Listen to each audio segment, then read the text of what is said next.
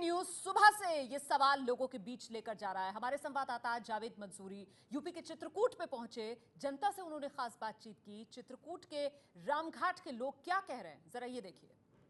इस वक्त हम चित्रकूट धाम में मौजूद हैं, जो मंदाकिनी नदी के किनारे बसा है।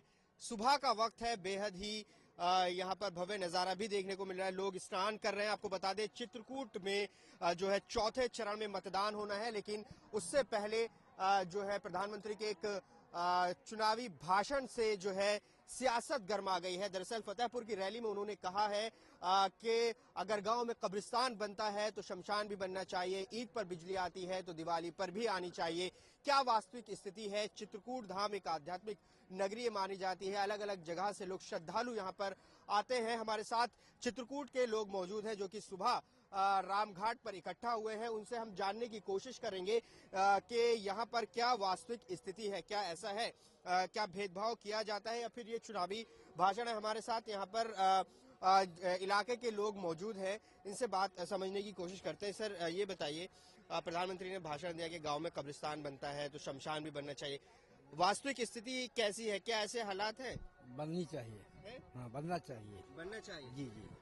ये बताइए कि ऐसा भेदभाव किया जाता है कि रमजान में अगर बिजली आ रही है तो दिवाली पर नहीं आ रही। क्या ऐसा भेदभाव कभी आपने महसूस किया यहाँ इस इलाके में? हाँ, कभी कभी हो जाता है। अच्छा, कभी कभी हो जाता है। होता है, हर बार होता है। बल्कि मैं ये कहूँगा कि यहाँ तो हर बार होता है। जब यहाँ पर कोई मुसलमानों का त्योहार होता है तो यहाँ पर इतनी सफाई और ब्लीचिंग वगैरह चारों तरफ किनारे किनारे कलई जलवा करके एकदम सफा कर दिया जाता है।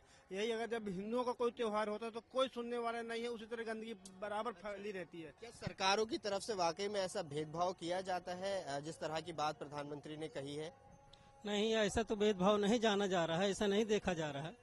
लेकिन जो सरकारें आती हैं अपने हिसाब से करती हैं, लेकिन हमारे समझ में जो भी आता है हम तो बताते रहते हैं। अच्छा, चित्रकूट में आप बताइए, चित्रकूट में क्या ऐसा है, क्या यहाँ पर बिजली को लेकर या शमशान कब्रिस्तान को लेकर कभी भेदभाव किया गया? नहीं, ऐसा तो कोई नहीं, कुछ नहीं है कि जो है भेदभाव किया जाए। बना बिगड़ी के नहीं कहा जा सकता।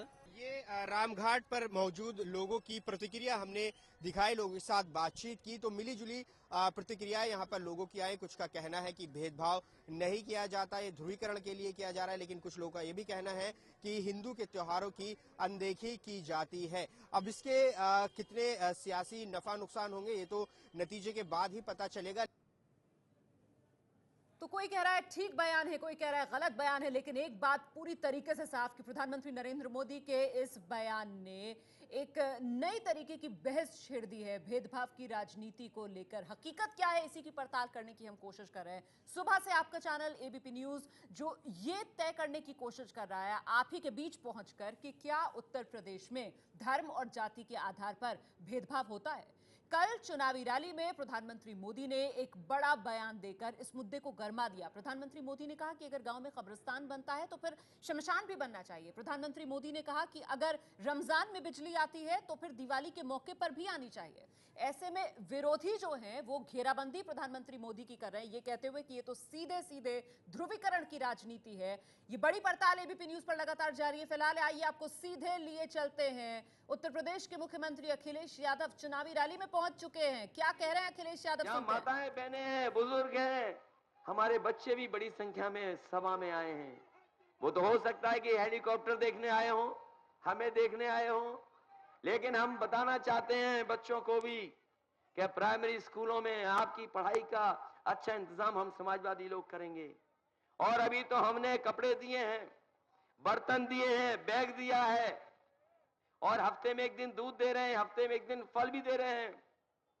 आने वाले समय में तय किया है कि हमारे गरीब बच्चे जो सरकारी स्कूल में पढ़ने आते हैं उन्हें 1 किलो मिल्क पाउडर और 1 किलो घी उन्हें देने का काम हर महीने समाजवादी सरकार की तरफ से किया जाएगा। इसी तरह अपनी माताएं बहनों को कहना चाहते हैं, सरकारी बसों में किराया अगर आना जाना कहीं है तो आपको 50% नहीं देना पड़ेगा, 50% हमने आधा किराया देना पड़ेगा, ये इंतजाम किया है।